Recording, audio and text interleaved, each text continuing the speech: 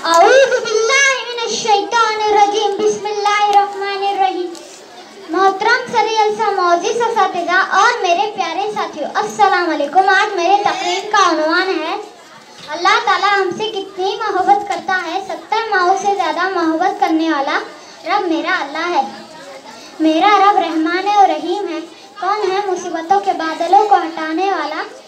कौन है दुखी फरियादों को सुनने वाला? कौन है अल्लाह के सिवा काम आने वाला? कौन है तुम्हारी ज़रूरतों को पूरी करने वाला? कौन है तुम्हारी ख्वाहिशात को पूरी करने वाला? मेरा मालिक अल्लाह, मेरा राज़िक अल्लाह, मेरा माफिज अल्लाह, मेरा पस्त पुष्ट अल्लाह। अल्लाह ने इंसानों को बनाया है और प्यार भी अजीब किया है। कुल कायनात इसकी तस्बीह पढ़ती है।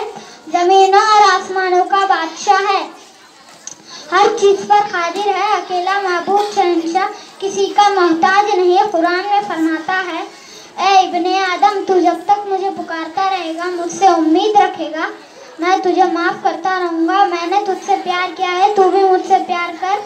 अल्लाह तबारक व तआला का हम पर बेशुमार एहसान है और इनाम व कराम। अल्लाह के एहसानात को शुमार नहीं किया जा सकता।